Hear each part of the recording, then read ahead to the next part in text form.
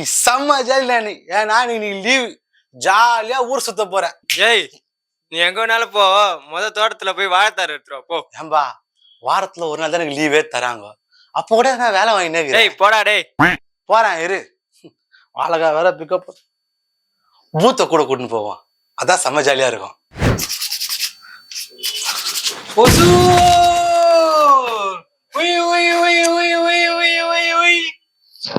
பூதம் என்னது இது? இந்தாங்க, இதுக்கு தானே கூப்பிட்டீங்க? சோகு பூதே நீ, நான் செம்ம பாஸ்ட் ஆகுற நீ. நான் உங்கள் அடிமை. நான் உங்க அடிமை, நான் உங்க அடிமை. சரி விடு. சரி பூதா, இந்த வாழைய பத்தி நீ என்ன சொல்ல வர?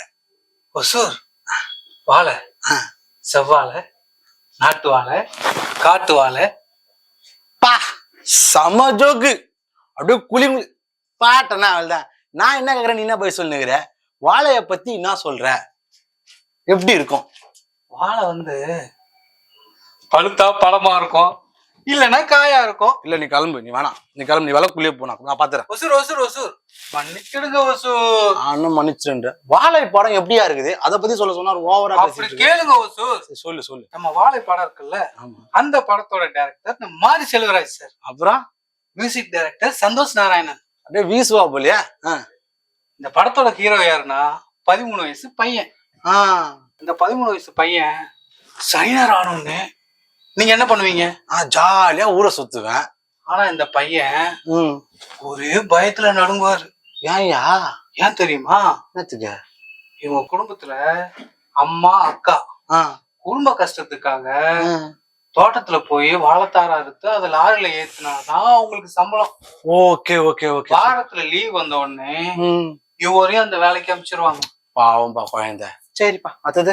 அவருக்கு நம்ம ஸ்கூல் டீச்சர் மேல ஒரு விதமான பாசம்.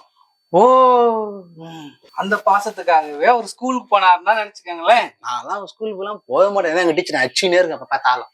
இந்த படத்துல நடிச்ச நடிகர் எல்லாருமே அப்படியே அந்த கதையோட சேர்ந்து ஒத்து வாழ்ந்திருக்காங்க அப்படின்னு சொல்லலாம். அப்படின்ற சூப்பர். வேற நம்ம மாரி செல்வராஜ் சார் இருக்காருல்ல, ஆமா, அவரு வாழ்க்கை வரலாறுதான் பாடமா எடுத்திருக்காங்க. அப்புறம் அங்கங்க சின்ன சின்ன காமெடி இருந்தாலும் இந்த படத்தை கிளைமேக்ஸ் நோக்கி நீங்க பாத்துக்கிட்டே இருந்தீங்கன்னா இந்த படத்தோட கதை உங்களுக்கு நிச்சயமா புரியும். சூப்பரான வாழ்வியல் படம், எல்லாரும் போய் பாருங்க. சரி பூதா, நம்ம வாழை படத்துக்கு நீ எவ்வளவு பாயிண்ட் தரலான் இருக்க? வாழை படத்துக்கு 3.5 மார்க் கொடுக்கலாம் சார். சூப்பர் பூதா. நம்ம பூதா வேலை படத்துக்கு 3.5 கொடுத்துட்டா போல.